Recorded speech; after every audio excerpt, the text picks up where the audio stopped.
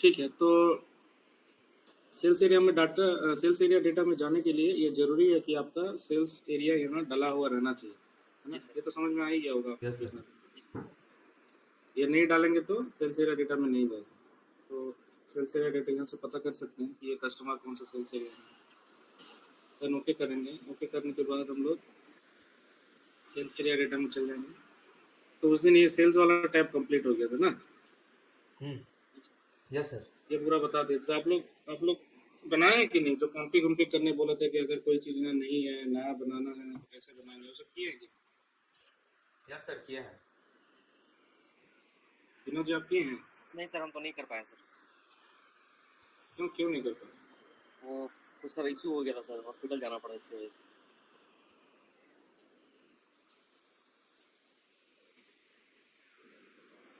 ठीक है, सच बोल रहे तो अच्छा बात है, पर झूठ बोल रहे तो अपने आप को ही झूठ बोल रहे हो। जी सर, बस टाइम निकाल के सब कर लिया करें, ठीक है? कि अगर आप छोड़ देंगे ये सब चीज़ तो दोबारा और ये आएगा भी नहीं और याद रहेगा भी नहीं। छूट जाएगा सर। क्या हो गया किसको? वो सर बाबू का वो डेंगू का सर, वो भतीजा का सर डेंगू का ये आया था सर, पॉजिटिव आया था सर, तो वही जाके दिखाना पड़ा था सर। तो इसी में से कहाँ ले गए? ये आपका मर्सी हॉस्पिटल ले गया था सर। मर्सी में आए थे? जी सर। क्या बोला था, एडमिट करना? कि अभी सिम्टम्स है, शुरुआती दौर है, तो दवा दीजिए और पपीता का जूस देने के लिए बोला सर, वो पत्ता का सर, इसके पत्ता का वही इलाज है उसका। जी सर। Yes sir.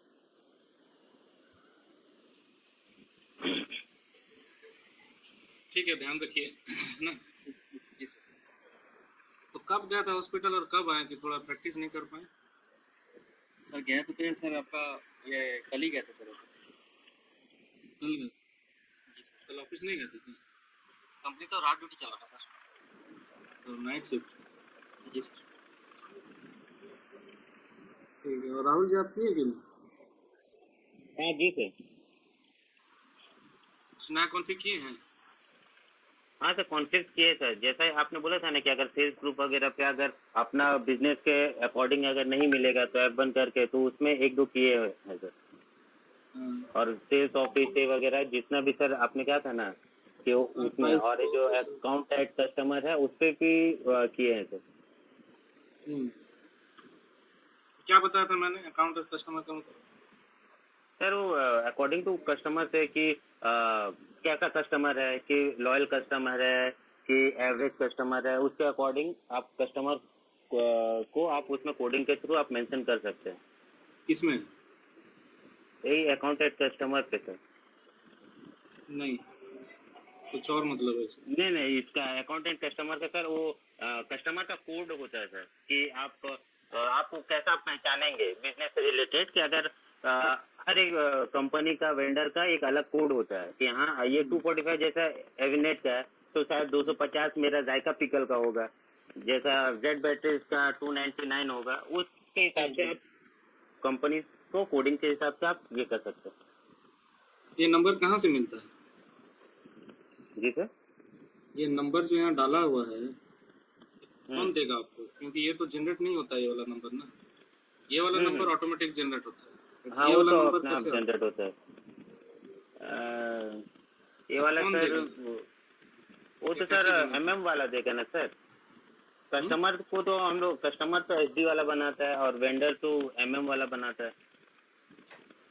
यहाँ वेंडर कौन है? सर वेंडर यहाँ पर ये जो सेल कर रहा है सर वो वेंडर है, और यहाँ तो सर ये कस्टमर का ही है ना। हाँ, तो जो सेल कर रहा है वो अगर वेंडर है तो उसका वेंडर का कोड हम लोग का सिस्टम में रहेगा या फिर कस्टमर का सिस्टम में रहेगा? सर ये हम लोग के सिस्टम में भी रहेगा और कस्टमर के सिस्टम में भी रहेगा। हम लोग के सिस्टम में क्या रहेगा? कस्टमर रहेगा ना वेंडर रहेगा? हम लोग का में कस्टमर का रहेगा सर। सर जनरल डेटा में हम लोग कस्टमर के सिस्टम में, हाँ कस्टमर के सिस्टम में हम लोग का वेंडर रहेगा का। सर, वेंडर का रहेगा। कस्टमर के सिस्टम में क्या रहेगा? वेंडर रहेगा। वेंडर तो यहाँ एमएम कहाँ से आ रहा है बीच में?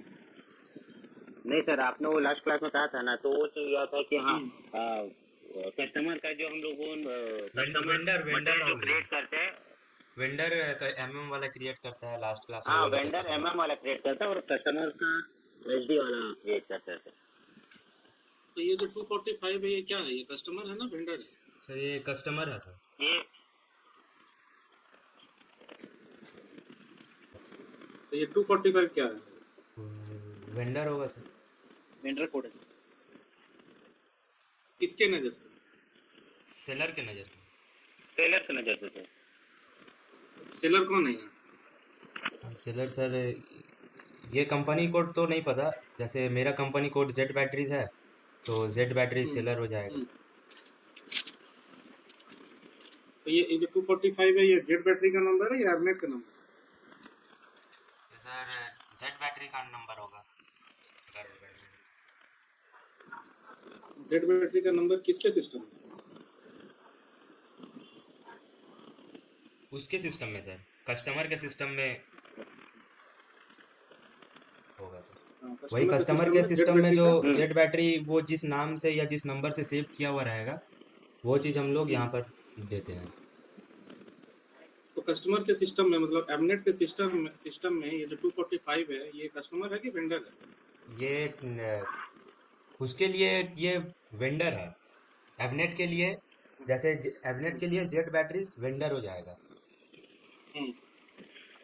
तो वो अपने सिस्टम में वेंडर, जैसे जेड बैटरीज को 245 नंबर से सेव किया हुआ रहेगा, तो उसको हम लोग अपने सिस्टम में 245 दे दिए कि वो हम लोग को 245 नंबर से जानता है एवनेट। ये नंबर कौन देगा? ये 245 ये का नंबर एवनेट देगा। एबनेट देगा। क्या विनोद जी समझ में आ रहा है आपको? जी सर। क्या समझ में आया? रिपीट करेंगे। ये जो नंबर सर जनरेट होगा सर, तो ये हम लोग का एबनेट देगा नंबर वो 245। ये 245 क्या है? किसका कोड है? ये एबनेट का कोड है या जेड बैटरी का कोड? राहुल जी समझाइए उनको, विनोद जी क्या बोलना चाह रहे हैं? अरे ये जो जेड बैटरीज है, ये जो 245 कोड है, यही जेड बैटरीज है जो वेंडर है, और जो एबनेट वो कस्टमर है। एबनेट कस्टमर है। एबनेट कस्टमर है, और जो कस्टमर के अकाउंट पे जो ये दिख रहा है 245, वो जेड बैटरीज है। जेड बैटरी वेंडर है। अच्छा, जेड बैटरी वेंडर है। समझा? हाँ, जेड बैटरी वेंडर है जो उसका कोड 245 रिफ्लेक्ट कर रहा है। और ये एबनेट एबनेट कस्टमर है। हाँ कस्टमर है। ठीक ठीक है। ठीक। तो ऐसा नहीं, पूरा स्टेटमेंट बोलने से इजी होगा समझने में कि एबनेट जेड बैटरी का कस्टमर है, इसका कोड है 1098, और जेड बैटरी एबनेट का वेंडर है, इसका कोड है 245। समझ में? जी सर। ये सेलर कौन है और बायर कौन है? वेंडर और कस्टमर तो समझ में आ गया, सेलर कौन है और बायर कौन है? सेलर तो सर 245 जेड बैटरीज है और कस्टमर एबनेट है सर। तो बायर हो। बायर हम्म। सर बायर है अपने। एक बार सर जनरल डेटा में जाइएगा ना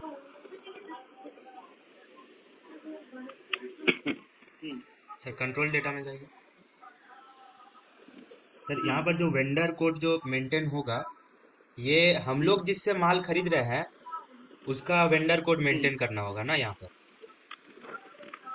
हाँ ठीक है, बस यही जानना था। और कुछ बताया था मैंने इसके बारे में, क्या होता है ये वेंडर का मतलब? वेंडर का मतलब कस्टमर का स्क्रीन में वेंडर के क्यों दिया गया, क्या मतलब है? सर उसका कभी डिटेल कभार मेंटेन करने ऐसा के लिए हाँ। वेंडर का, ताकि हम लोग को बार बार वेंडर को खोजना ना पड़े, या फिर बैंक अकाउंट वगैरह वेंडर का जो भी डिटेल है वो सब पूरा मेंटेन कर सके, कि बार बार हम लोग को डिटेल तो मेंटेन वो तो ना वेंडर करना। मास्टर में होना चाहिए। अच्छा, नहीं सर, कभी कभार ये होता है ना कि कभी कभार ये होता है कि सर है ना, कस्टमर और वेंडर दोनों सेम होता है, तो उस ये पे यहाँ पर वेंडर का भी कोड मेंशन होता है जो कस्टमर का है, कस्टमर भी रहता है और वेंडर भी रहता है, उस हिसाब से एक ही में दोनों मेंशन होता है सर। हाँ ये सही है। हाँ राहुल फिर से बोलना, रिपीट करना राहुल। एक मिनट। अरे ये जो कस्टमर का जो जनरल डेटा है ना, तो कभी कभार ऐसा भी रहता है कि कस्टमर और वेंडर दोनों सेम रहता है, कभी वो कस्टमर का रोल प्ले करता है, कभी वो वेंडर का रोल प्ले करता है, इसी के लिए यहाँ पर ही उसका मेंशन करता है इन्फॉर्मेशन।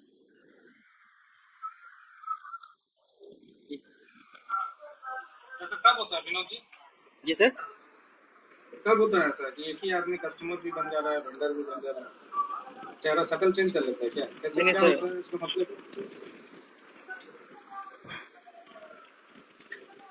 एक ही आदमी कभी कस्टमर बन जा रहा है, कभी वेंडर बन जा रहा है, उसका मतलब?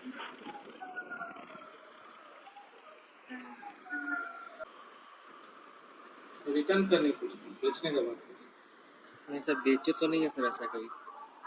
हुआ है सर यार। हम जैसे टाटा मोटर्स में थे, तो दूसरा कंपनी जिससे रॉ मटेरियल आता था, वही वही कंपनी मतलब टाटा का ही ट्रक से बेचता था। अब रॉ टाटा के लिए रॉ मटेरियल टाटा का ही ट्रक से बेचता था, तो कस्टमर भी वो टाटा के लिए कस्टमर भी हो गया और टाटा के लिए ही वेंडर भी हो गया। ये कैसे पॉसिबल है सर? ये मानो चलो टाटा मोटर अगर हमको 100 रुपये में ट्रक दे रहा देखिए है देखिए तो वो देखिए, सर आप कैसे पॉसिबल? टाटा मोटर्स से ट्रक खरीदे, आप टाटा मोटर्स सर के लिए कस्टमर हो गए, हाँ सही है। ठीक है। उसके बाद आप कुछ अपना कंपनी में रॉ रॉ मटेरियल बना रहे हैं, समझ लीजिए हाँ आप सीट ही बना रहे हैं, लुब्रिकेंट, लोहा जी का टायर सीट, वगैरह बेच रहे हैं। सीट वगैरह बना रहे हैं या फिर कुछ भी बना रहे हैं, तो टाटा मोटर्स क्या कर रहा है, आप ही से रॉ मटेरियल खरीद रहा है, समझे। हाँ तो वैसे में आप टाटा के लिए कस्टमर भी हो गए और टाटा आपसे रॉ मटेरियल खरीद भी रहा है, तो आप वेंडर भी हो गए। हाँ, ये हो सकता हो सकता है सर। है। हाँ सर हो सकता है सर ऐसा। किस क्या केस में हो क्या सकता बोला वो अभी? है सर? जैसे टाटा मोटर अगर हम टाटा मोटर से ट्रक खरीद रहे हैं तो इसके हम उसका सर ये हो गया, कस्टमर हो गया और वो हमारा वेंडर हो गया। लेकिन अगर हम एज अ छोटा अगर सेलर की बात करें, अगर कुछ सीट बेल्ट या फिर सीट वुड बेच रहे हैं उसको, तो अब वो मेरा कस्टमर हो गया, हम उसका वेंडर हो गए सर। ये पॉसिबिलिटी है। तो उस केस में मेरे सिस्टम में उसका वेंडर कोड क्या है तो यहाँ पे डालेंगे, यहाँ पे और कस्टमर कोड तो यहाँ पे है ही। जी सर। तो यहाँ पे जो दोनों कोड रहेगा, यहाँ पे वेंडर कोड और कस्टमर कोड, ये एक ही आदमी है। ये 1098 सर। डेफिनेट। हाँ, तो ये 1098 नंबर होगा और यहाँ पे कुछ 20016 या समथिंग कुछ अलग नंबर, बट दोनों नाम एड्रेस सब कुछ सेम होगा, एक सेम ही आदमी। कोड अलग होगा, कस्टमर का कोड अलग होगा, वेंडर का कोड अलग होगा, बट आदमी एक ही आदमी है। ठीक है, कोड दो अलग अलग होगा। कोड डिफरेंस होगा बट आदमी सेम होगा। अच्छा एबनेट ही क्योंकि रहेगा, कस्टमर नहीं का कोड कोड का अलग जो होगा। सीरीज है, जी सर। जैसे ये कस्टमर कोड का जो नंबर रेंजर है 1098 है, 1099 ऐसे करके जा रहा है, जी सर। बट वेंडर का कोड में भी 2 से स्टार्ट होता होगा या 3 से स्टार्ट होता होगा, कुछ अलग सीरीज हो सकता है। ठीक है, यस सर। मार्केट में ऐसा कभी नहीं हुआ तो टाटा मोटर का एक एग्जांपल दिया चाहिए। आप लोग के साथ ऐसा कभी नहीं होगा जिससे माल खरीदे हैं उसी को माल बेच रहे हैं, कोई दूसरा प्रोडक्ट खरीद रहे हैं कोई दूसरा प्रोडक्ट बेच रहे हैं। जैसे यहाँ पे वो ट्रक बेच रहा था, उसको आप सीट बेच दिए, सामने वाला को ट्रक बेचा, आप सामने वाला को सीट बेच दिए। ऐसा नहीं हुआ कभी आप लोग के साथ? हाँ सर, एक चीज एक हो सकता है सर। जैसे सर हम खोंगा बनाते हैं सर, ठीक है, खोंगा बनाते हैं और हम किसी राशन दुकान से राशन खरीद रहे हैं, तो वो हमारा वेंडर हो गया सर। राशन खरीद रहे हैं, उसके लिए हम कस्टमर हो गए, हम ठोंगा बना के उसको बेच रहे हैं सर उसकी जगह पे। तो इस केस में हो सकता है सर। हाँ, तो यही तो है एग्जांपल। सही है ना, याद रहेगा ना? जी सर, पक्का याद रखें।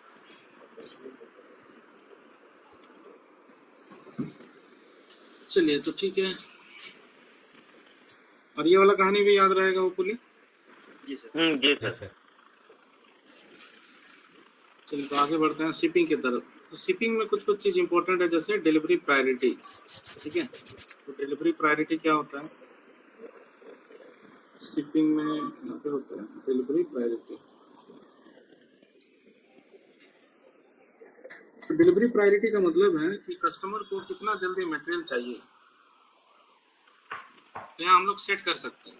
ठीक है, कि high priority, low priority, medium priority, no priority, something ऐसा कुछ भी हम लोग यहाँ मेंटेन कर सकते हैं। आप लोग का ईसीसी सिस्टम में देखिएगा, यहाँ पे हाई प्रायोरिटी, मीडियम प्रायोरिटी ऐसा करके रहेगा। इसका मतलब क्या, प्रायोरिटी वर्ड का मतलब क्या होता है? इम्पोर्टेंट। सर हमारा बहुत ही खास कस्टमर, फर्स्ट प्रायोरिटी देना है इस पे, जैसे कहते हैं ना सर, टॉप प्रायोरिटी पे रखना है इसको, वही सर। हाँ, तो प्रायोरिटी वर्ड का मतलब होता है खास। महत्व, है ना, हिंदी खास। हाँ। ठीक है, तो डिलीवरी प्रायोरिटी का मतलब क्या होगा? सर उसको अगर हाई प्रायोरिटी रहा तो जल्दी से जल्दी उसको डिलीवरी पहुंचाना होगा। अगर मीडियम प्रायोरिटी रहा तो थोड़ा सा लेट करेंगे तो भी चलेगा। और अगर लो प्रायोरिटी रहा तो कोई हड़बड़ी नहीं है, आराम से पहुंचा सकते हैं माल। हाँ, तो जैसे इसमें भी है ना शायद, अमेजोन ना फ्लिपकार्ट में है ना, वो एक दिन के अंदर हाँ जी डिलीवरी सर। चाहिए तो यस कैट सर। का फ्लैग लगाना पड़ता है। हाँ सर, प्राइम मेंबर लेने से और एक्स्ट्रा पे करने से हाँ 1 दिन के अंदर डिलीवरी हाँ चाहिए। हाँ, तो इसका मतलब है कि ये जो कस्टमर है, मान लेते हैं ये अपडेट, ये कस्टमर को हमेशा हड़बड़ी रहता है। ठीक है, और ये कभी भी माल जब ऑर्डर देता है खरीदने के लिए, तो बोलता है कि भाई हाई प्रायोरिटी में देना, मेरे को 2 दिन के अंदर चाहिए या 4 दिन के अंदर चाहिए। जी सर। ठीक है, तो अगर ऐसा है तो हम उसको माल दे सकते हैं, मेरे को कोई प्रॉब्लम नहीं। अगर कोई मेरे से अर्जेंसी में माल मांग रहा है तो माल दे सकते हैं, लेकिन हम उसको चार्ज करेंगे अलग से। हाँ yes sir। किसी को अगर हम हाई प्रायोरिटी में माल दे रहे हैं तो मेरा क्या फायदा है उसको हाई प्रायोरिटी में माल दे देने से? मेरा कुछ फायदा है? जो बेच रहा है नहीं उसको तो कोई फायदा नहीं है। वो आज उसको माल डिलीवर करे तो भी 2 ही रुपया दाम होगा, 4 दिन बाद करेंगे तो 2 ही रुपया दाम होगा, तो हमको क्या फायदा उतना हड़बड़ा के उसको माल बेचने के लिए? तो उस केस में वो बोलता है, ठीक है, कि मेरे को आप कभी भी माल दीजिएगा तो हाई प्रायोरिटी में दीजिएगा, हम इसके लिए आपको अलग से पे कर देंगे, कोई अलग से आपको जितना भी भाड़ा उड़ा जो लगेगा अलग चार्ज, ठीक है, वो हम आपको पे कर देंगे। तो उस केस में हम लोग यहाँ पे डिलीवरी प्रायोरिटी मेंटेन करते हैं, ताकि हमको पता चले कि इस कस्टमर को कभी भी माल अगर दिया है, बेचे हैं, तो हाई प्रायोरिटी में ही देना है, एंड साथ ही साथ इसको चार्ज भी करना है उसको हाई प्रायोरिटी में। मीडियम प्रायोरिटी और लो प्रायोरिटी में कोई चार्ज नहीं है, वो तो ठीक है, जैसे जा रहा है चल जाएगा। ठीक है, तो मतलब माल देने का जो प्रोसेस है डिलीवरी करने का, मतलब आपका जो भी वेयर हाउस है या दुकान है या जो भी है, वहाँ से माल निकाल के सामने वाला का घर तक पहुँचाना या उसका ऑफिस तक पहुँचाने का जो काम है, वो एकदम हाई प्रायोरिटी में होना चाहिए। अगर आप हाई प्रायोरिटी डाल देंगे, उसके लिए जो भी पैसा लेना है आप बाद में इसको चार्ज कर सकते हैं कि आपको हम या माल पहुँचाएं, उसके लिए मेरे को आपको एक्स्ट्रा पैसा देना होगा, इतना रुपये। ठीक है, ये होता है डिलीवरी प्रायोरिटी। तो डिलीवरी प्रायोरिटी का मतलब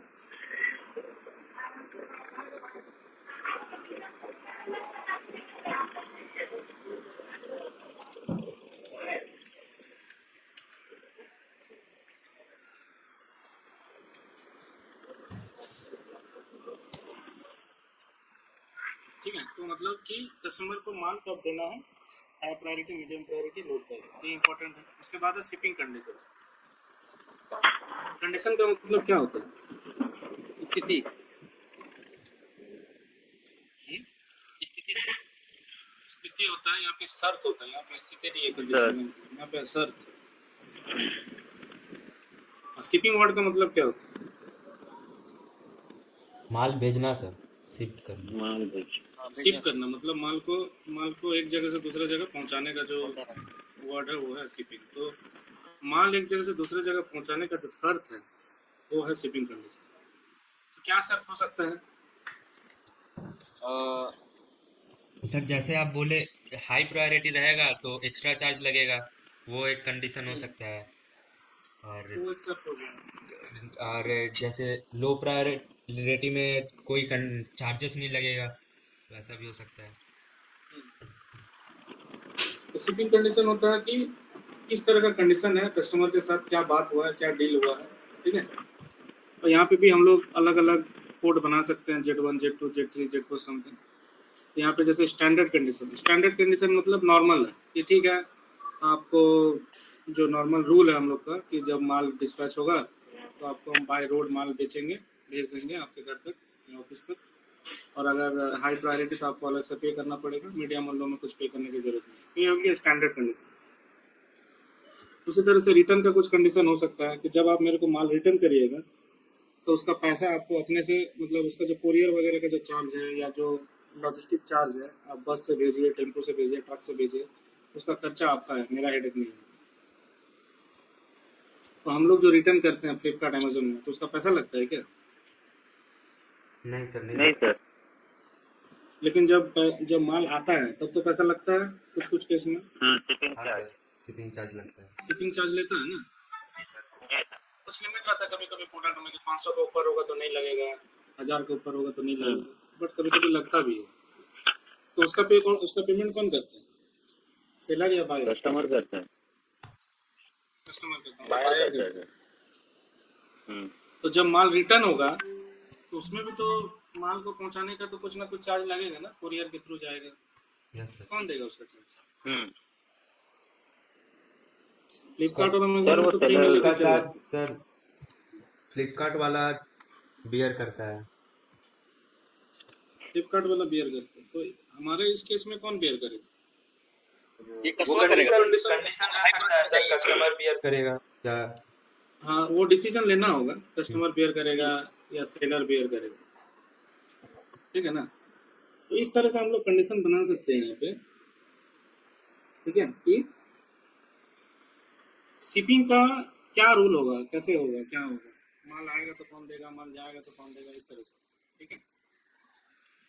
ये हो गया शिपिंग कंडीशन, समझ में आ गया शिपिंग कंडीशन? Yes sir. जी सर।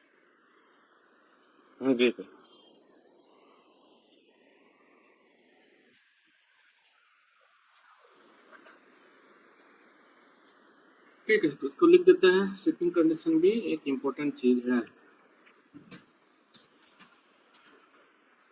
नेक्स्ट आते हैं रिलेवेंट फॉर पीओडी। तो पीओडी का फुल फॉर्म क्या होता है? Proof of delivery. Relevant for POD, ठीक है। पीओडी का फुल फॉर्म क्या होता है? Proof of delivery. Proof of delivery. तो आजकल फ्लिपकार्ट वाला, अमेजोन वाला आता है तो माल डिलीवर करने से पहले ओटीपी मांगते हैं, हाँ अगर अब जी मांगता सर। मांगता है सर। है ना। पहले था वो सब सिस्टम, नहीं सर, अभी नहीं आया है सर। सर। तो वैसा अभी नहीं। कोई भी डिलीवरी वाला आता है तो बोलता है कि ओटीपी बताइए। आप जब ओटीपी कंफर्म करते हैं तो वो अपना सिस्टम में उसको डालता है, तो उसका मतलब हो जाता है कि माल डिलीवर हो गया। पहले ये सब सिस्टम नहीं था, है ना। और वो कुरियर वाला आके मान लीजिए माल दिया या नहीं दिया और सिस्टम में चढ़ा दिया कि माल डिलीवर हो गया, फलाना आदमी रिसीव कर लिया, तो लिख दिया और माल डिलीवर हो गया, तो उसमें कोई प्रूफ था पहले? नहीं सर। नहीं सर। नहीं। तो आप कितना भी फ्लिपकार्ट और अमेजोन वाला को बोलेंगे कि हमको माल नहीं मिला, तो मानेगा ही नहीं आपका बात, यस सर। ठीक है। लेकिन अभी ये ओटीपी वाला सिस्टम आने के बाद कल अगर आप कंप्लेन करेंगे कि हमको तो माल मिला ही नहीं, तो मानेगा आपको बात? नहीं कभी नहीं सर, मानेगा। ओटीपी दे क्योंकि दिया डेटा मतलब मिल गया।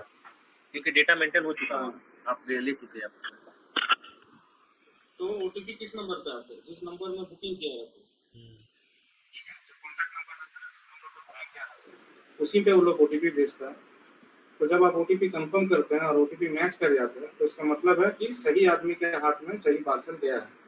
यहाँ आप झूठ नहीं बोल सकते हैं कि माल मिला ही नहीं। यहाँ और कोई चांस नहीं है कि माल मिलने के बाद भी अगर आप बोले कि माल नहीं मिला, तो ऐसा कोई पॉसिबिलिटीज ही नहीं है। क्यों किया ऐसा? सर बहुत पहले मतलब बहुत जन फ्रॉड भी करता था कि माल मिल गया उसको और फिर नहीं मिला बोल के कंप्लेन रेज कर देता था, जिसका चलते प्रॉब्लम होता था, कंपनी को लॉस करना पड़ता था। तो इसीलिए कर दिया है कि अगर ओटीपी सही दिया तो सही आदमी के पास माल चल गया है, एक हाँ, प्रूफ रहेगा। पहले ये सब फंडा नहीं था, तो वैसे ही है। पहले तो ये वो एक तरह का क्या है? पहले प्रूफ ऑफ सिग्नेचर लेता डिलीवरी। था। हाँ, पहले सिग्नेचर लेगा, तो सिग्नेचर तो कोई भी आदमी आका बांका टेढ़ा मेढ़ा कुछ भी कर देगा किसी का नाम से, क्या फर्क है? जी सर। कौन देखने वाला सिग्नेचर कौन कर, मान लीजिए कुरियर वाला अपना दोस्त को ही साइन बहुत करवा बार तो दिया और सिग्नेचर ही नाम नहीं है अनिल लेता था, कुमार महतो। कभी कभी लेता था, कभी कभी नहीं लेता था। वो लोग मान लीजिए कोई पार्सल है अनिल कुमार महतो के नाम से, और वो कुरियर वाला क्या कि अपने दोस्त को बोला कि सुन ना साइन मार के तो अनिल कुमार महतो का और रिसीव भी कर लिया, क्या देना है उसका जो सही हाथ में गया कि नहीं गया? जी सर फ्रॉड है, गलत है आपकी डीएस। फ्रॉड हो गया ना वो। जी सर फ्रॉड हो गया। और ऐसे ऐसे ही करके कुरियर वाला लोग बहुत सारा पार्सल को गायब भी किया होगा और दबा देता। हाँ। तो यही सब चीज को रोकने के लिए ये नया सिस्टम लगाया ओटीपी। प्रूफ ऑफ डिलीवरी, मतलब ओटीपी दो तो ही जाके समझ में आएगा कि माल मिला है कि नहीं, सही हाथ में गया है, ठीक है। जी सर। यहाँ पे भी वैसे ही मैकेनिज्म है सिटी में भी। अगर आप कोई कस्टमर को प्रूफ ऑफ डिलीवरी कर देते हैं यहाँ पे, ये टिक लगा देते हैं, ठीक है, इसका मतलब है ये कस्टमर आपको तभी पैसा देगा जब इसको माल मिलेगा, उससे पहले नहीं देगा ये पैसा। मतलब यहाँ पे क्या है, जैसे अभी फ्लिपकार्ट में क्या है, आपको माल मिले चाहे नहीं मिले वो इनवॉइस जनरेट कर देता है आपके नाम से, हाँ सर। है ना। आप पैसा देते हैं, जैसे मोबाइल खरीदना मान लीजिए कोई भी सामान, जी तो इनवॉइस भेज देता है ईमेल में आपको तुरंत। हाँ सर, पैसा पे हो जिस जाने से दिन इनवॉइस वो लोग जनरेट कर देते हैं। हाँ, पैसा पे होने से ही इनवॉइस जनरेट कर देते हैं। हाँ। भले आपको माल मिला है या ना मिला, माल अभी भी हो सकता है कि दुकान में पड़ा हुआ, डिस्पैच भी नहीं हुआ, हम्म। लेकिन इनवॉइस जनरेट कर देते हैं, ठीक है, क्योंकि उसको पैसा मिल गया। जी सर। बहुत सारे कस्टमर का कहना है कि भाई हम तुमको ऑर्डर दिए हैं, तुम मेरे को माल पहुंचा के दो, जब मेरे पास माल पहुंच जाएगा तब हम तुमको पेमेंट कर देंगे, करेंगे। ठीक है। तो कुछ हद तक कैश ऑन डिलीवरी जैसा, हाँ sir cash on delivery sir. ठीक है। तो जब माल आएगा हाथ में, हम देखेंगे, हम लेंगे, फिर हम आपको पैसा देंगे, उससे पहले कोई पैसा वैसा का सिस्टम नहीं है। तो रिलेवेंट फॉर पीओडी का मतलब है, अगर कोई कस्टमर को एक टिक लगा देंगे तो जब इसका ऑर्डर बना के माल डिस्पैच करेंगे, तो जब तक कस्टमर कंफर्म नहीं करेगा कि हमको माल मिल गया है, तब तक हम इनवॉइस नहीं बनाएंगे। जब वो कंफर्म करेगा उसके बाद ही हम उसका इनवॉइस बनाएंगे, उससे पहले नहीं बनाएंगे, ठीक है। समझ में आ गया? यस। जी सर। जी सर। तो हर कस्टमर ऐसा नहीं बोलता, हर कस्टमर बोलता है कि कोई कस्टमर बोलता है कि जब माल मिलेगा तभी पैसा देंगे, कोई बोलता है अच्छा ठीक है तो रिलेशन अच्छा है तो एक काम करो, जिस दिन तुम माल निकालना उसी दिन इनवॉइस भी साथ ही में भेज देना, और जिस दिन हम माल रिसीव करेंगे उस दिन हम पेमेंट कर देंगे, ठीक है। तो कुछ कस्टमर बोलता है कि माल रिसीव करने के बाद पेमेंट करेंगे, कुछ कस्टमर बोलता है कि माल रिसीव करेंगे, हम कंफर्म करेंगे तब तुम इनवॉइस बनाना, उसके बाद हम पेमेंट करेंगे।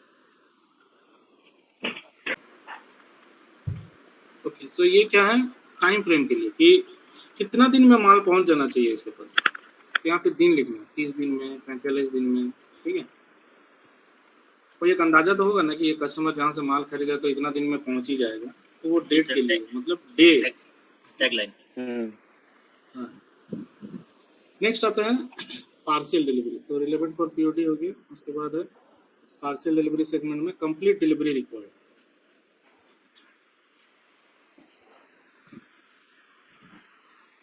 ये भी एक इम्पोर्टेंट फील्ड है। कंप्लीट डिलीवरी रिक्वायर्ड का मतलब 20 दिन हम जो भी ऑर्डर प्लेस कर रहे हैं, मान लेते हैं कि 100 पीस हम कोई सामान खरीद रहे, 100 पीस मान लीजिए अचार का बोतल खरीद रहे हैं, चाय का पिकल्स, ठीक है। तो हम एक सेल्स ऑर्डर कर दिए, कितना बोतल का, 100 बोतल। तो अगर ये टिक लग गया यहाँ पे कंप्लीट डिलीवरी रिक्वायर्ड, मतलब 100 बोतल एक ही बार में देना है, पार्शियली नहीं देना है। तो कुछ कस्टमर होता है वो बोलता है कि हम वो खुचरा में माल नहीं लेंगे या चिल्लड़ जैसा माल नहीं लेंगे, ठीक है। आज 2 पीस, कल 2 पीस, परसों 6 पीस, उसके बाद 10 पीस, ये सब फंडा नहीं चाहिए। हम 100 पीस का ऑर्डर दिए हैं, हमको 100 पीस माल एक ही बार में चाहिए, ठीक है। तो वो हो गया कंप्लीट डिलीवरी। तो कुछ कस्टमर का रहता है सर, जब वो लोग ऑर्डर देता है तो बोलता है कि हमको पार्शियल माल नहीं चाहिए, हमको एक ही बार में जितना ऑर्डर दिए सारा चाहिए, ठीक है ना।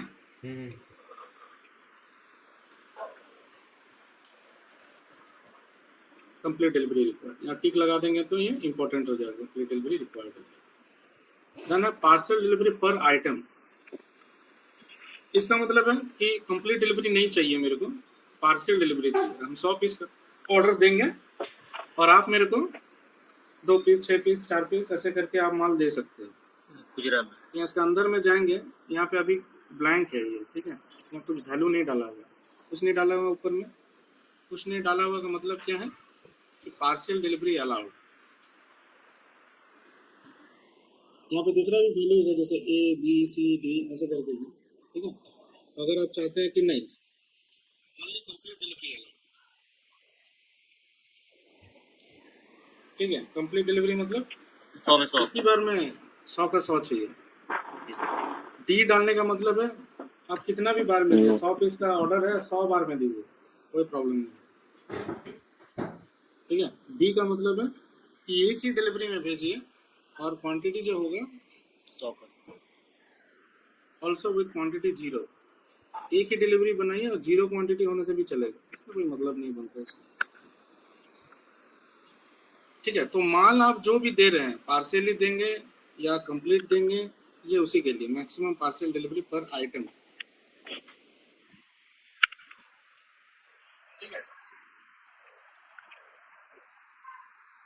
तो पार्सल डिलीवरी पर आइटम का मतलब 100 पीस का ऑर्डर है, आप इसको 20 20 20 20 करके 5 बार में भी दे सकते हैं, 10 10 10 करके 10 बार में भी दे सकते हैं, ठीक है। और एक एक पीस करके भी 100 बार दे सकते हैं, अगर यहाँ पार्सल डिलीवरी अलाउड किया हुआ है तो ठीक है। अगर वो बोले नहीं हमको पार्सल नहीं चाहिए, हमको एक ही बार में चाहिए, तो कंप्लीट डिलीवरी होगा। तो ये वाला जो ओनली कंप्लीट डिलीवरी अलाउड है और यहाँ पे भी एक ऊपर में कंप्लीट डिलीवरी रिक्वायर्ड है, तो दोनों में क्या डिफरेंस है? डिफरेंस तो कुछ भी नहीं है सर सर। अगर टिक लगा देंगे सर तो डिफरेंस नहीं है सर, टिक नहीं लगाएंगे तो डिफरेंस हो जाएगा सर। नहीं, डिफरेंस है।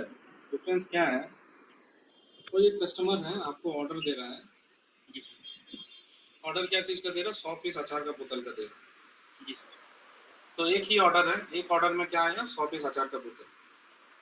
तो उस केस में ये कंप्लीट डिलीवरी अलाउड और ये पर पार्सल डिलीवरी पर आइटम का ये जो सी है, तो दोनों एक ही चीज़ हो जाएगा, क्योंकि उस ऑर्डर में खाली एक ही मटेरियल मांगा गया है। 100 पीस अचार बता। हाँ, अभी थोड़ा सा चेंज करते हैं एग्जाम्पल। कोई कस्टमर है, ऑर्डर दिया है 100 पीस अचार का, 100 पीस सॉस का, एक ही ऑर्डर में 2 मटेरियल मांगे, 100 पीस अचार और 100 पीस सॉस।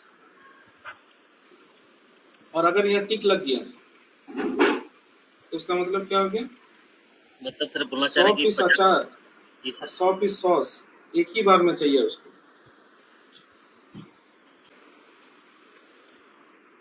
ये टिक लग गया मतलब पूरा का पूरा ऑर्डर में जो भी सामान लिखा हुआ है वो सब एक बार में चाहिए, अगर ये टिक लग गया। अगर ये नहीं लगा है और यहाँ पे अगर लगा हुआ है तो उसका मतलब उस आइटम के बारे में बात कर रहे हैं, जिस आइटम पे ये सी लगा हुआ है। तो अगर अचार में लगा है तो अचार एक बार में चाहिए, अगर सॉस में लगा तो सॉस एक बार में चाहिए, अगर नहीं लगा है तो दोनों भी थोड़ा थोड़ा करके दे सकते हैं। 50-50 दे सकते हैं। 50-50, 20-20, 10-10 जैसे देना है।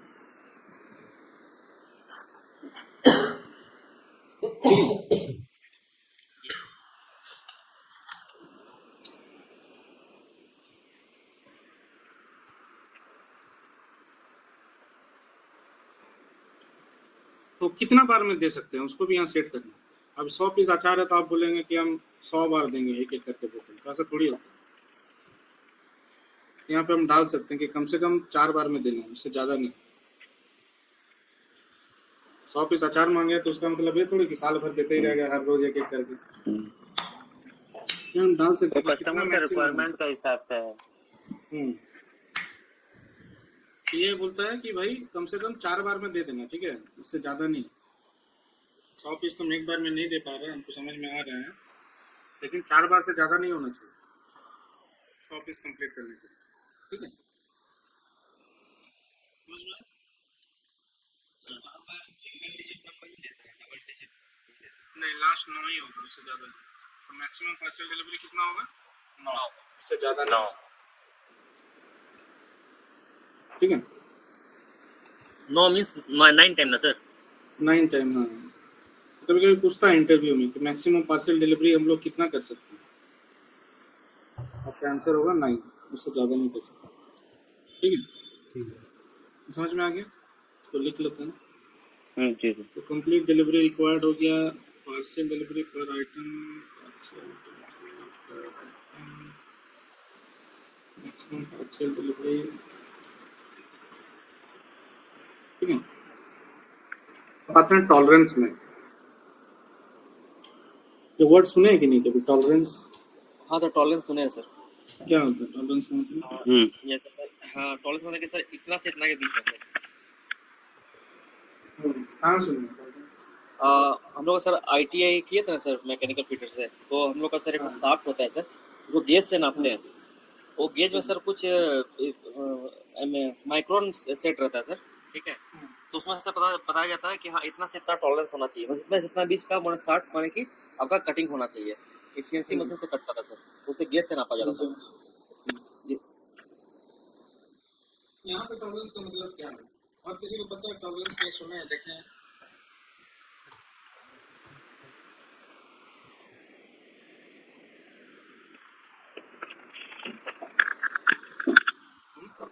नहीं सर सर।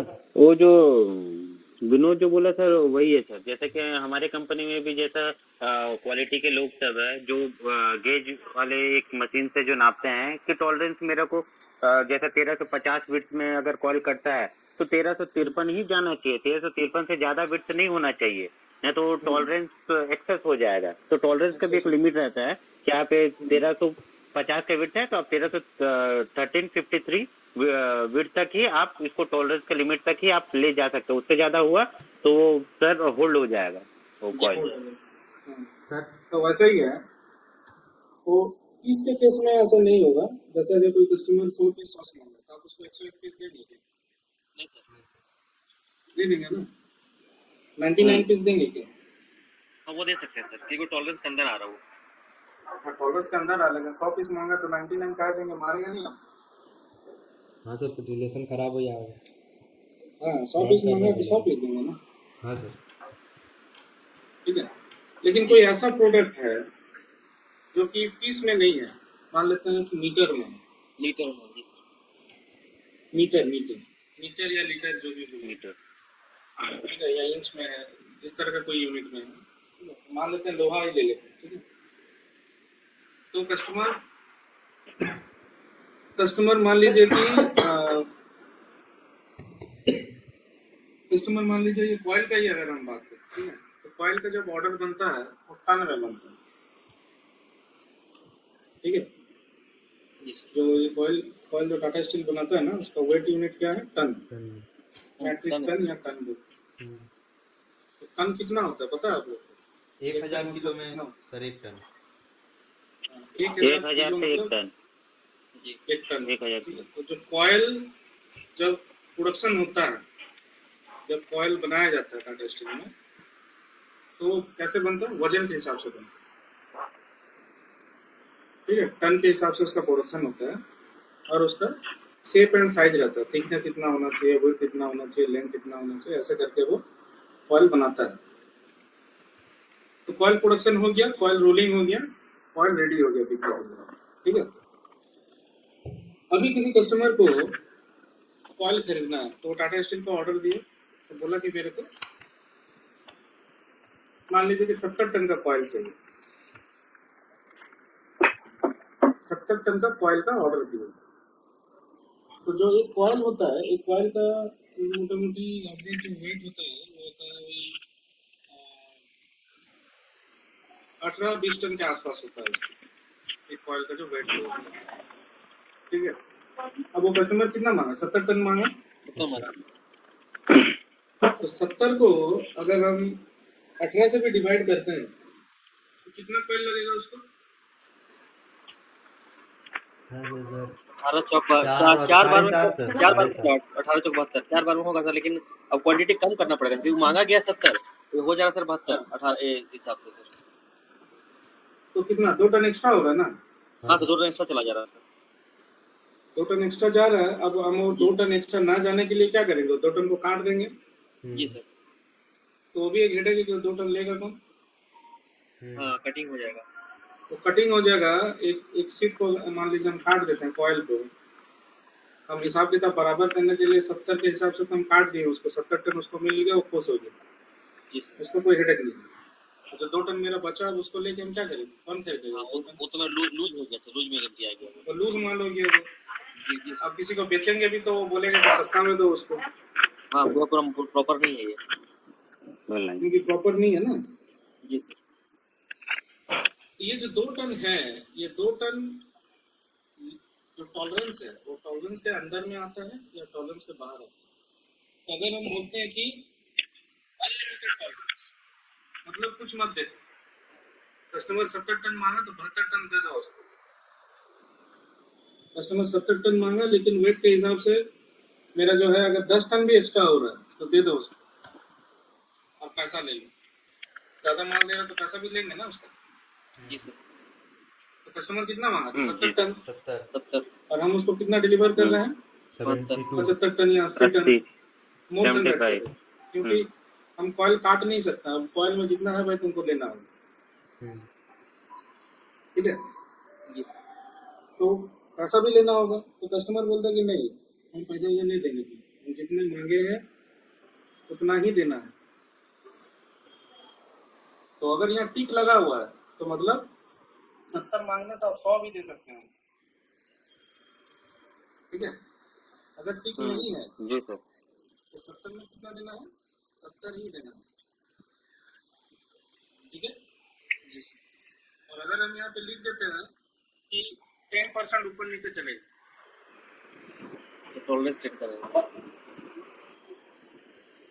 10% ऊपर नीचे चलेगा, उसका मतलब 70 का ऑर्डर था और अगर आप उसको 72 टन दे रहे हैं तो 72 का 10% कितना होता है? 10 to 7.2 70 का 10% कितना होता है? 7। जी सर। तो 70 का ऑर्डर में हम कहाँ तक माल दे सकते हैं उसको? 77 तक। 77 तक दे सकते हैं, उससे ज्यादा नहीं। जी सर। अगर हम 10 डाल देते हैं और नीचे में 70 का माल है लेकिन मेरा कॉयल उतना है नहीं, ठीक है? कॉयल तो हम काटा काटी नहीं कर रहे ना, जैसा कॉयल बन रहा वैसा कॉयल हम दे रहे। तो 70 में 7 माइनस करेंगे तो कितना होगा? 63। 63। तो 70 का ऑर्डर में 63 टन तक हम दे सकते हैं या फिर 77 टन तक हम दे सकते हैं। 63 से कम कस्टमर लेगा नहीं और 77 से ज्यादा कस्टमर लेगा। समझ में आ गया ये? जी सर। जी सर।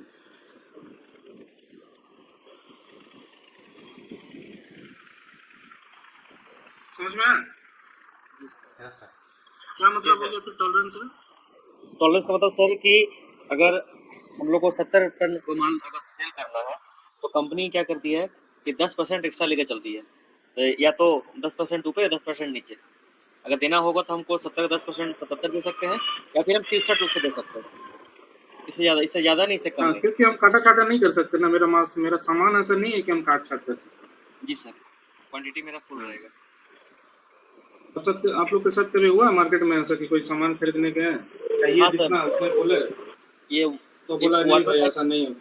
जी सर। ये जो सप्लाई पाइप होता है ना सर, 10 फीट वाला, उसमें सर बोलने से मैंने कि बोला कि हम काटा काटी नहीं करेंगे, पूरा पीस में लेना पड़ेगा, आपको पूरा पेमेंट करना पड़ेगा।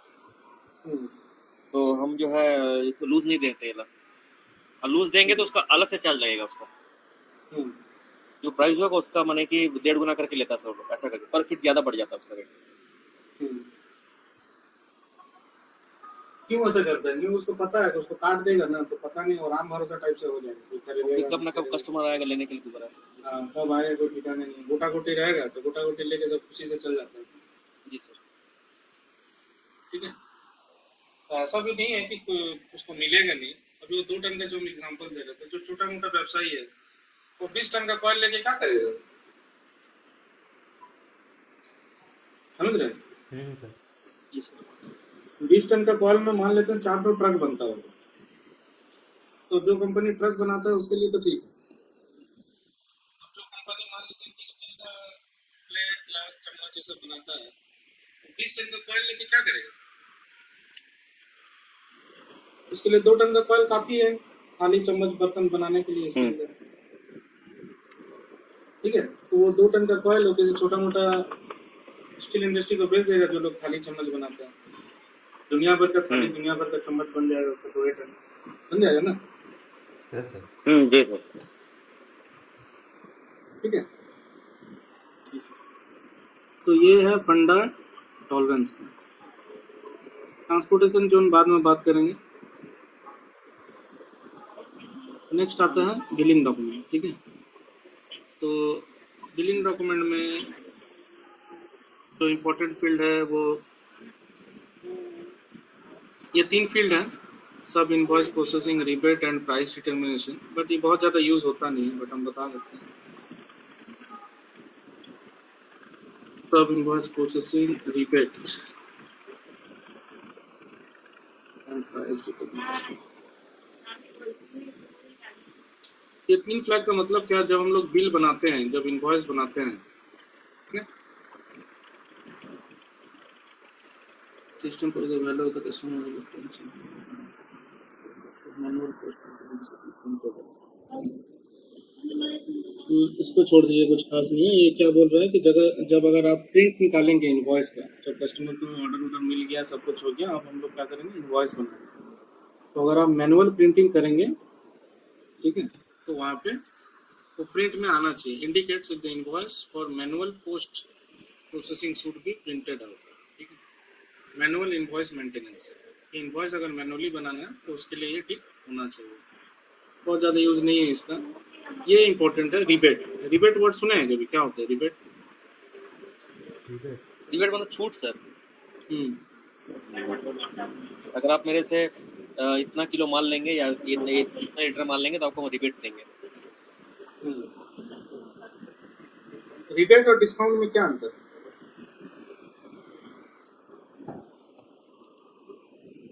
क्या होता है रिबेट और क्या अंतर है? सर जैसे कि डिस्काउंट सर कोई प्रोडक्ट पे रहता है कि हाँ इस प्रोडक्ट पे आपको 10% 5% डिस्काउंट मिलता है, और रिबेट का ये हो सकता है कि सर आप मेरे से इतना माल कर दिए, फिर उस बेसिस पे आपको इतना % रिबेट देंगे। जी जी, कहने का मतलब है सर कि थोक में माल लेंगे सर तो आपको रिबेट देंगे, और पर पीस से माल लेंगे तो आपको डिस्काउंट देंगे, ये होता है सर। तो ऐसा नहीं, रिबेट होता है कि पीरियड ऑफ टाइम के बीच में, जी और सर। डिस्काउंट होता है पर आइटम के बेसिस पे। तो जैसे अभी राहुल जी बताया कि शर्ट खरीदिए, पैंट खरीदिए, हैन खरीदिए, कुछ भी खरीदिए, तो हम 10% देंगे, 5% देंगे, ऐसा टाइप से। और रिबेट का मतलब है कि इस क्वार्टर में अगर आप इतना रुपया का माल खरीदते हैं तो हम आपको इतना रुपया का डिस्काउंट देंगे। ऐसा जनवरी टू मार्च में इतना का माल खरीदिए, आपको हम 10% का डिस्काउंट। टाइम ऑफ पीरियड होगा। जी सर। ठीक है, और time of period of period है टाइम मतलब, पे वो रिबेट जनरेट होता है। हाँ, तो क्वार्टरली हो सकता है, हाफ ईयरली हो सकता है, सालाना हो सकता है। ठीक है, तो होता है ना, कोई कोई कस्टमर रहता है साल भर में बहुत सामान वामान खरीदता है, तो उसको कुछ अलग से रिबेट उबेट दिया जाता है कि आप इस साल इतना सामान खरीदे हैं, आप मेरे अच्छे कस्टमर हैं, तो आपको इतना % का हम अलग से डिस्काउंट देंगे। ठीक है, अलग से रिबेट दे। ऐसा हुआ है कभी? मिला है आप लोग के साल भर में इतना खरीदे हैं या कुछ है, तो आपको कुछ डिस्काउंट मिला, समथिंग कुछ ऐसा कुछ हुआ है कभी? नहीं।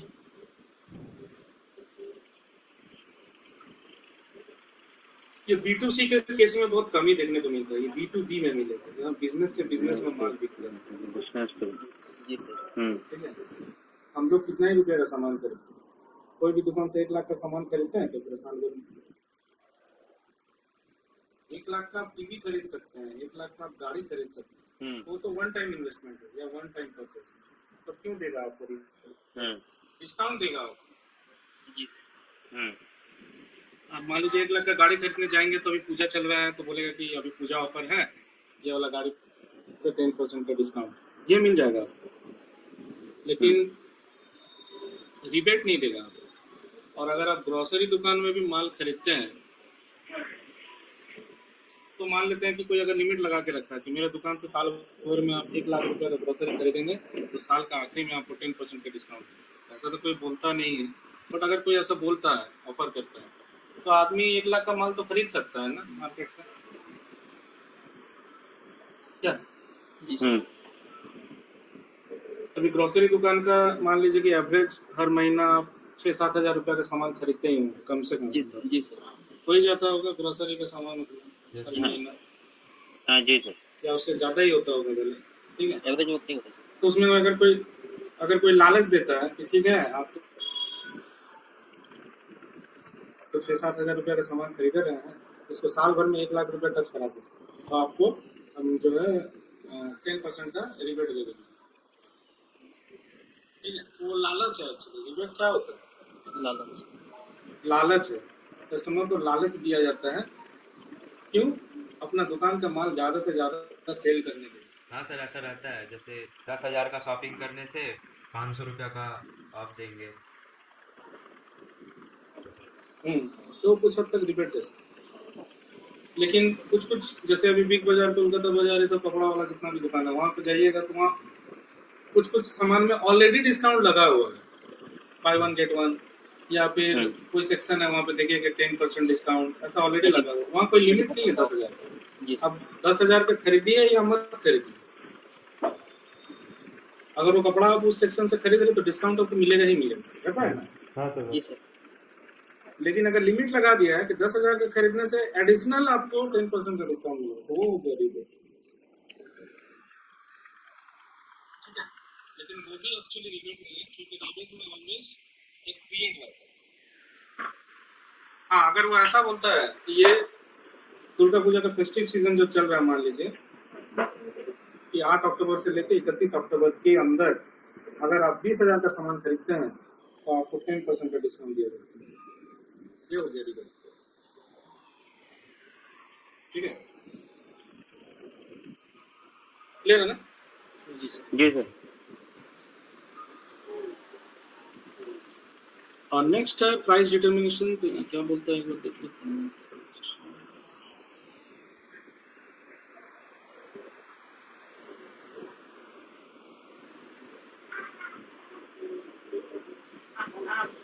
ठीक है, कस्टमर हायरार्की से रिलेटेड है,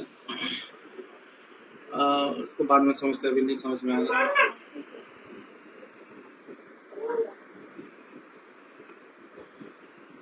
उसको बाद में समझते हैं, ठीक है? ओवरऑल बता देते हैं एक्चुअली क्या है। जैसे मान लेते हैं कि आप मान लीजिए कि जायका अचार या जायका पिकल जो भी है, ठीक है?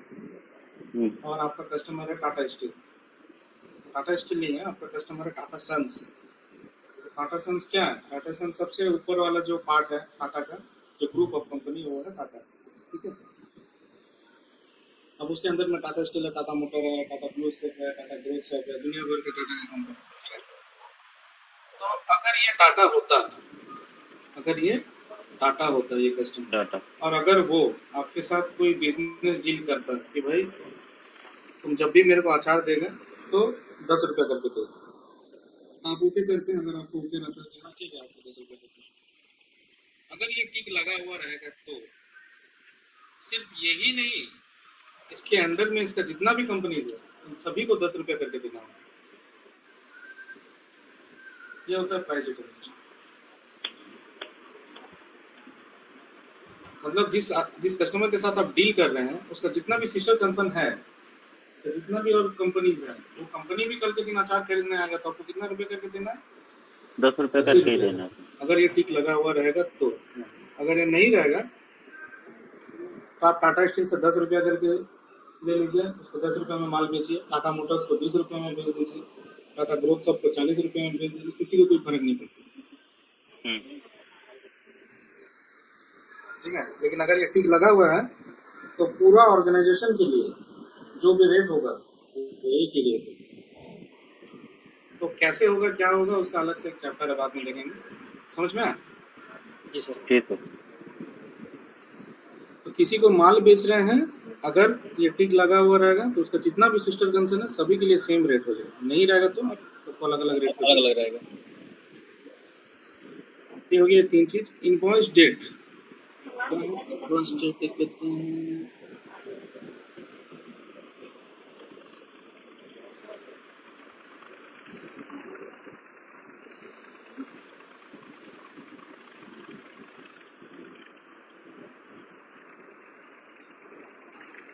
ये बोल रहा है कि कोई कस्टमर है, उसको डेली माल बेचते हैं, ठीक है, रेगुलर कस्टमर डेली माल बेचते हैं, तो उसका जो इनवॉइस है डेली बनाना है या महीना में कोई एक दिन में जितना भी पुराना उसका पेंडिंग वोंडिंग है इनवॉइस सब बनाना है। अगर आप यहाँ पे कैलेंडर इनवॉइस डेट में जाके इसे कैलेंडर मेंटेन कर देंगे, कैलेंडर आईडी, ठीक है, तो उस कैलेंडर के हिसाब से सिस्टम क्या करेगा, उसका जितना भी माल अब तक बेचे हैं अब तक सारा मिला के एक इनवॉइस बनेगा। हर दिन माल बेचने का अलग अलग इनवॉइस नहीं बनेगा, उसका को मिला के एक इनवॉइस बनेगा। ये होता है इनवॉइस डेट। क्लियर है ना? इनवॉइस लिस्ट डेट ये क्या है?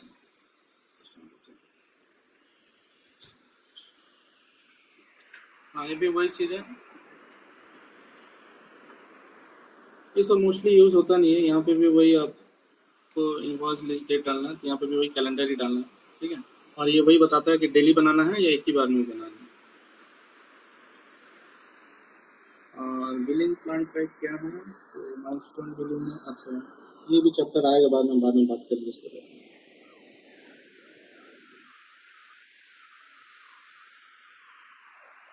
ठीक है, तो ये क्या होता है, बिलिंग प्लान जो है,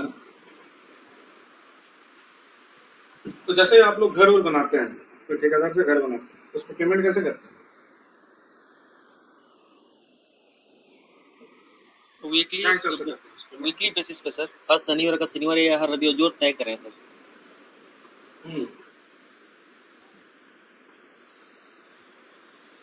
तो काम हो चाहे ना हो, उसको शनिवार आएगा तो पैसा दे देना, ऐसा है क्या? नहीं सर, काम होने पर सर कंटिन्यू उसका लेबर पेमेंट सर चाहिए होगा, तो ठेकेदार को सर हर यानी कि जो डेट जो टाइम डे हम लोग फिक्स करेंगे उस अनुसार उसको पेमेंट करेंगे। काम होगा तो वो तो ठीक है, शनिवार को पैसा दे देंगे, सोमवार को पैसा दे देंगे, लेकिन कुछ तो एक आप टारगेट दिए हो मैंने कि भाई आज ढलाई कर देना, ये सबका ढलाई कर देना तभी जाके पैसा देना, या सबका दीवार खड़ा कर देना तभी जाके पैसा देना। जी सर। ये तो उससे क्या है, ठेकेदार का आएगा टाइम पास करेगा, शनिवार आएगा पैसा ले लेगा। जी सर। ठीक है। या कोई भी प्रोजेक्ट में बड़ा बड़ा जो प्रोजेक्ट होता है, जो ब्रिज बनता है, पुलिया बनता है, रास्ता बनता है, ये सब जितना भी बड़ा बड़ा प्रोजेक्ट होता है, तो उसमें पैसा कैसे दिया जाता है, तो उसका एक लिमिट रहता है कि भाई देखो 2 तल्ला बन जाएगा तो तुमको इतना पैसा दे देंगे, फिर 4 तल्ला हो जाएगा तो तुमको आधा पैसा दे देंगे, ठीक है, 6 तल्ला हो जाएगा तो तुमको 70% पैसा दे देंगे, ऐसे। ठीक है, ब्रिज आधा बन जाएगा तो पैसा दे देंगे, आधा ब्रिज जब फिर कंप्लीट होगी तो वहाँ पे पैसा देंगे, तो कुछ डिसीजन रहता है ना उसमें। ये बिलिंग प्लान टाइप है, यहाँ आप मेंटेन कर सकते हैं कि माइलस्टोन बिलिंग है, पीरियोडिक बिलिंग है, ठीक है, पेमेंट कार्ड है, या मंथली बिलिंग करना है, क्वार्टरली बिलिंग करना है, एनुअल बिलिंग करना है, ये होता है बिलिंग प्लान। तो मोस्ट ऑफ द केसेस में जहाँ पे भाड़ा वाला सिस्टम रहता है, periodic billing is used to bill rental और मेंटेनेंस कॉन्ट्रैक्ट। जहाँ मेंटेन वाला काम होता है या जहाँ पे रेंटल वाला काम होता है, मेंटेनेंस होता है या रेंटल वाला चीज होता है, वहाँ पे हम बिलिंग प्लान, ठीक है। जैसे कि किसी को आप अपना घर भाड़ा में दिए, किसी को आप अपना कोई घर एक भाड़ा में दिए, तो उसके साथ पहले कॉन्ट्रैक्ट बनाते हैं 11 महीना का। जी सर। बनाता है ना जी कागज पत्तर में, तो कॉन्ट्रैक्ट बनाते हैं तो वहाँ लिख देते हैं कि भाई ये घर तुमको हम 11 महीना के लिए दे रहे हैं और हर महीना का इतना तारीख में तुम मेरे को इतना पैसा दे देना। फिर उसमें ये भी लिखते हैं नहीं देने से क्या होगा, ठीक है, और फिर कितना रुपया एडवांस लिया गया, तो कॉन्ट्रैक्ट में सारा चीज रहता है ना लिखा हुआ। सारा कुछ। तो जब उसके साथ बात हो गया कि हर महीना मान लेते हैं 7,000 करके वो भाड़ा देगा, तो उसका जो ऑर्डर बनाएंगे हम अपना सिस्टम में, एसएपी में मान लीजिए सेल्स ऑर्डर बनाएंगे भाड़ा, ठीक है, तो हम एक ही बार में 11 महीना का लिख देंगे 77,000, एक ही सेल्स ऑर्डर बनेगा 77,000 का, और हर महीना वो क्या करेगा, हम उसको एक एक करके इन्वॉइस पकड़ाते रहेंगे 7,000 करके, हर महीना उसको इन्वॉइस पकड़ाएंगे तो मेरे को 7,000 करके पेमेंट हर महीना देते रहेंगे, तो उसको बोलते हैं पीरियडिक बिलिंग। ठीक है, अगर आप बोलेंगे कि नहीं हर महीना देने की जरूरत नहीं है, 3-3 महीना में दे देने से भी चलेगा, तो फिर क्वार्टरली हो जाएगा। ठीक है ना, उसको बोलते हैं बिलिंग प्लान। देखेंगे बाद में, इसको यहाँ लिख देते हैं। तो इनवॉइस डेट ये सब हम इम्पोर्टेंट में नहीं ले रहे हैं, बिलिंग प्लान टाइप को कर लिए। ये इनवॉइस डेट को छोड़ो। उसके बाद है डिलीवरी एंड पेमेंट टर्म। तो यहाँ पे जो इम्पोर्टेंट है ये है इनको term and terms of payment.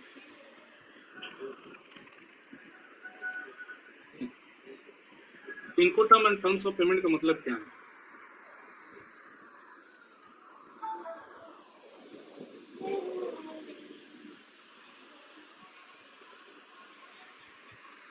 तो इनको टर्म मतलब क्या होता है?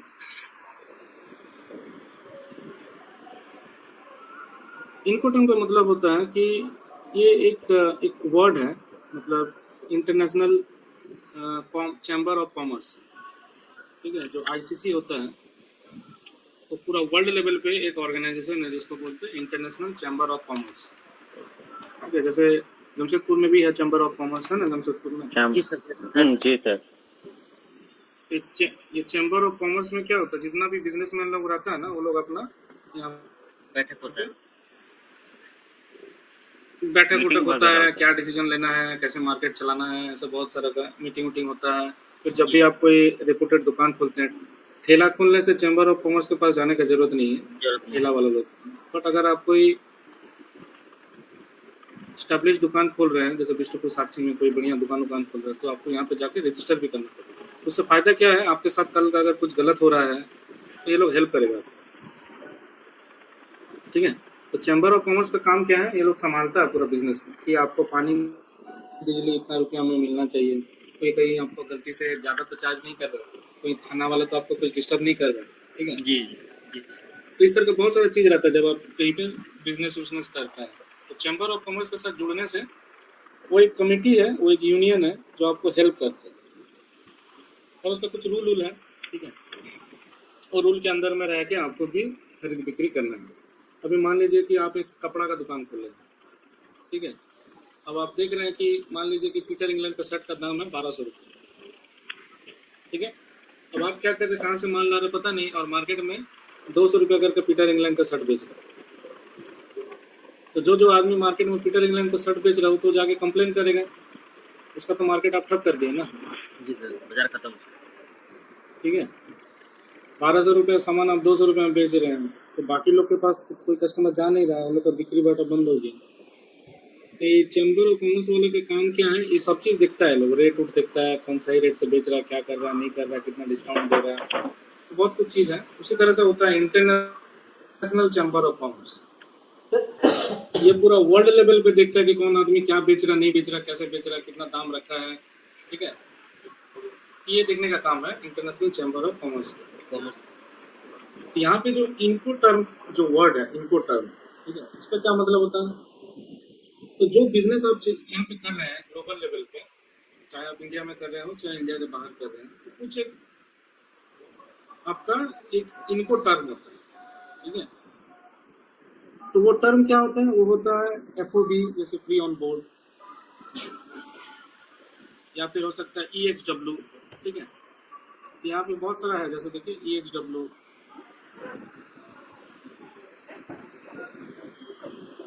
CFR, CIP, CLL, DAP, ठीक है, ये सबको बोलते हैं इनको टर्म। और लेफ्ट साइड में जो कोड है उसी का राइट साइड में डिस्क्रिप्शन है, जैसे CPT है तो कैरेज पेड कोड, DF मतलब डिलीवरी एट पार्टी है, ठीक है, DS मतलब डिलीवरी एट सेफ, ठीक है। तो इनको टर्म का मतलब क्या हो गया कि जब आप किसी कस्टमर के साथ डील कर रहे हैं, बिजनेस कर रहे हैं, तो जो बिजनेस का टर्म है आपके साथ उस कस्टमर का, तो कौन सा रूल फॉलो कर रहे हैं, CFR का रूल फॉलो कर रहे हैं, EXW का रूल फॉलो कर रहे हैं, FOB का रूल फॉलो कर रहे हैं, कौन सा रूल फॉलो कर रहे हैं उसके साथ जब आप बिजनेस डील कर रहे हैं, तो किस तरह का टर्म्स एंड कंडीशन आप फॉलो कर रहे हैं, ठीक है। तो चाहे वो इंडियन कस्टमर हो चाहे वो फॉरेन कस्टमर हो। तो इसका बेस्ट एग्जांपल अगर हम बोले तो जैसे गाड़ी 2 चक्का, 4 चक्का, 10 चक्का, 12 चक्का जब हम लोग खरीदते हैं, तो 2 तरह का दाम हमें बताया जाता है। एक होता है एक्स शोरूम और एक होता है एक शोरूम प्राइस और एक होता है आपका मार्केट प्राइस या ऑनली प्राइस पे या ऑन रोड प्राइस पे। तो क्या डिफरेंस होता है इन दोनों में? सर एक्स गाड़ी भी एक्स शोरूम प्राइस खरीदे हैं ना? में, हाँ जी सर, एक्स शोरूम प्राइस में सर आपका रोड टैक्स इंश्योरेंस वगैरह कुछ नहीं रहता। फिर जाके अगर आप ये पूरा मार्केट प्राइस में लेना चाहते हैं तो आपको रोड टैक्स पे करना पड़ता है, इंश्योरेंस पे करना पड़ता है, सब चीज पेपर वर्क करके आपको फिर जाके मार्केट प्राइस पे आपको कंपनी या डीलर आपको गाड़ी बेचती है।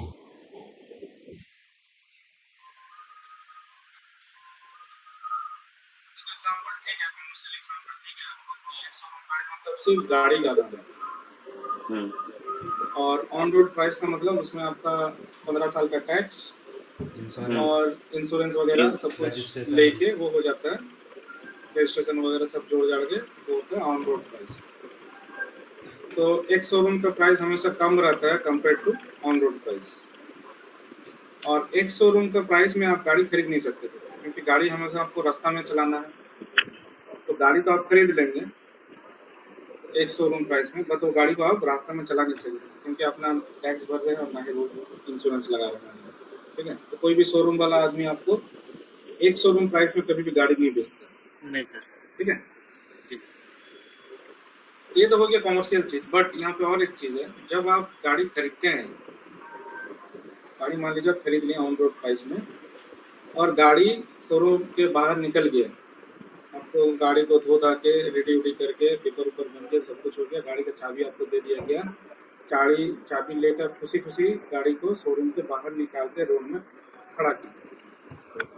ठीक है, उसके बाद उस गाड़ी में मान लीजिए कुछ डैमेज मिला, कोई जगह टूटा हुआ है या ब्रेक काम नहीं कर रहा है या एक्सीलेटर फंस रहा है, गियर काम नहीं कर रहा है, या फिर आप गाड़ी जैसे बाहर लगाए और ऊपर से कोई एक डाली गिर गया और गाड़ी टूट गया, तो किसका रिस्पॉन्सिबिलिटी है इस केस में? ये सर इंश्योरेंस कंपनी रिकवर करेगा। शोरूम वाला लेगा? नहीं सर, कंपनी नहीं। नहीं सर, क्यों? शोरूम वाले को नहीं बोल सकते कि अभी तो 5 मिनट पहले ही आप यहाँ से गाड़ी निकाले और आपका गाड़ी में देख के दागी लगा हुआ है, आपका ब्रेक काम नहीं कर रहा, हेडलाइट टूटा हुआ है, नहीं बोल सकते ऐसे। गाड़ी उसके लिए जस्ट बोल निकाले सकते हैं, हैं 5 मिनट हुआ ही है और बाहर में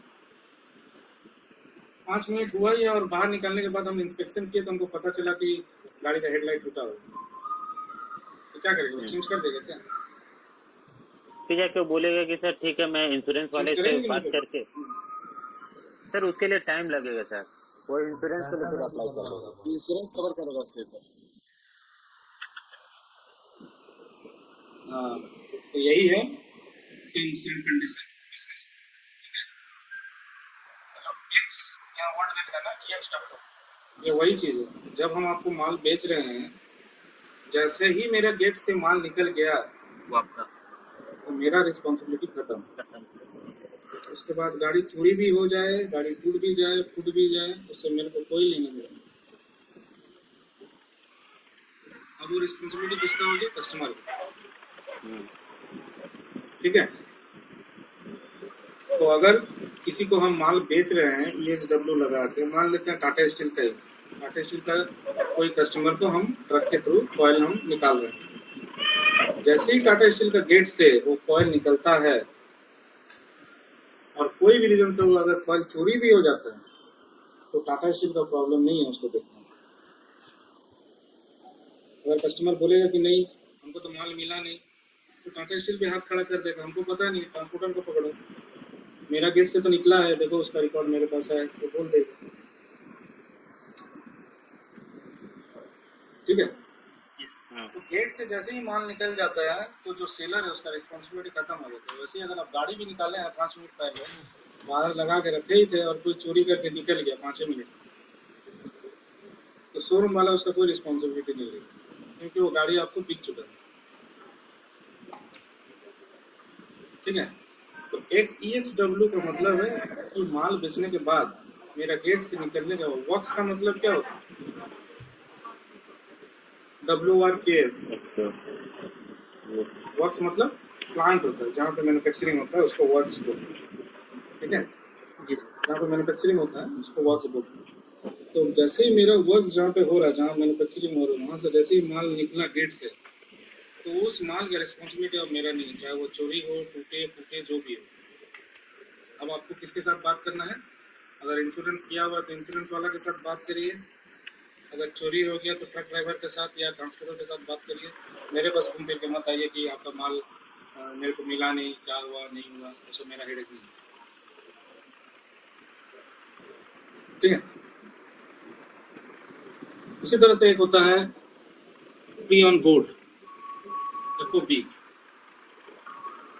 फ्री ऑन बोर्ड का मतलब होता है जैसे अगर आप किसी को एक्सपोर्ट कर रहे हैं कोई मटेरियल, तो मान लेते हैं यहाँ से इंग्लैंड में आप कोई गाड़ी को सेल कर रहे हो, मान लीजिए कि हीरो होंडा स्प्लेंडर या समथिंग लेके जा रहे हैं, ठीक है, या कोई भी जैसे कॉयल वाला ही ले लीजिए, टाटा स्टील का कॉयल, तो टाटा स्टील भी एक्सपोर्ट करता है माल। तो कॉयल वगैरह सब किस में जाता है?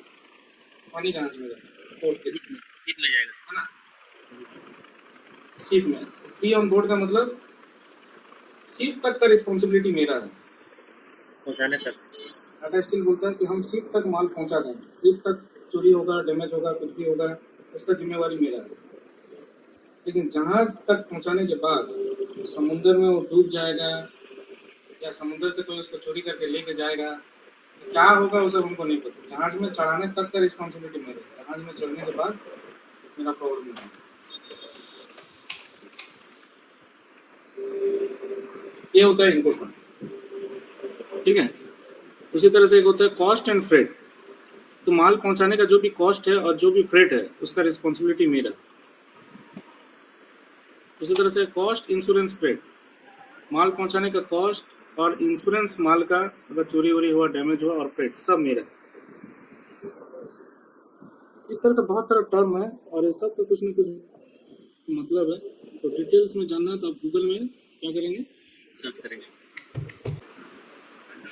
तो टैक्स मतलब जब आपको GST लगना है, सेंट्रल GST लगना है, स्टेट GST लगना है, IGST लगना है, कौन सा GST लगना है, तो यहाँ पे हम लोग उसको मेंटेन करते हैं। और अगर वो कस्टमर कोई SEZ एरिया में, स्पेशल इकोनॉमिक जोन बोलते हैं, जहाँ पे धंधा करने से कंपनी को, सरकार को टैक्स नहीं देना पड़ता, तो वहाँ पे इसको जीरो लगा देना है, मतलब इसको टैक्स नहीं देना है।